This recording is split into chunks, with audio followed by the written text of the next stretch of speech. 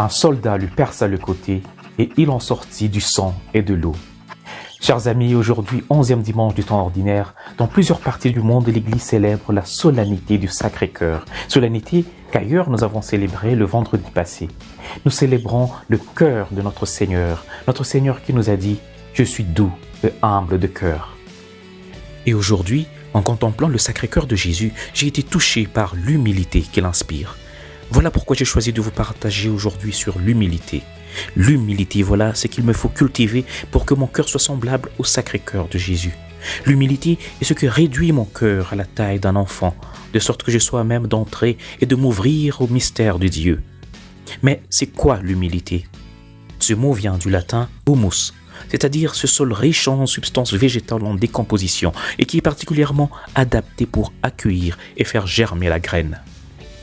Être humble ne signifie pas être méprisé, anéanti ou ignoré au point d'être comme quelqu'un qui disparaît, mais reconnaître ce que l'on est véritablement, se souvenir que nous ne sommes que de l'humus, c'est-à-dire nous ne sommes que poussière, de la pure poussière, et vers cette poussière nous retournerons, comme nous le lisons dans la Genèse. C'est de reconnaître cependant que cet humus est le matériau idéal pour recevoir le souffle de Dieu, son esprit qui infuse la vie. L'humilité dans notre cœur, c'est comme ce terrain propice à recevoir et faire fructifier la semence de la parole de Dieu. Nos échecs, nos erreurs, même nos péchés, quand nous les reconnaissons, et c'est cela l'humilité, peuvent devenir ce terrain particulièrement fertile et accueillant pour recevoir le don de Dieu, pour faire la rencontre la plus décisive de toute vie, celle avec la miséricorde de Dieu. Rencontre avec sa miséricorde, misericordes, c'est-à-dire avec son cœur pour misérable, son amour préférentiel pour les plus petits, les humbles, les pauvres, les pécheurs. L'humilité est le fondement de toutes les vertus chrétiennes. Si nous les avons toutes, mais sans être humbles, nous ne sommes pas agréables à Dieu. Mais vaut encore avoir l'humilité, même sans encore avoir toutes les autres vertus, parce que là, nous plairons à Dieu. C'est de Jésus que nous apprenons l'humilité du cœur.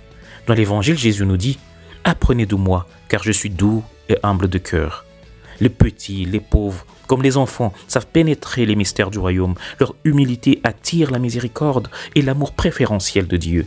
Apprenons d'eux à nous laisser aimer et instruire par Dieu, et nous retrouverons un rafraîchissement pour nos âmes. Un jour, le pape François disait « Le Seigneur ne peut pas entrer dans des cœurs durs et idéologiques.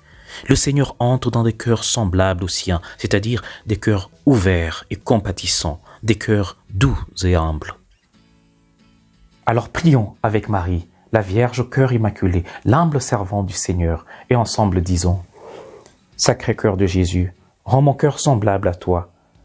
Augmente en moi l'humilité et l'amour, et apprends-moi à les répandre autour de moi. Amen. » Et que le Seigneur vous bénisse et vous garde. Au nom du Père et du Fils et du Saint-Esprit. Amen. Bonne fête et bon dimanche chez vous.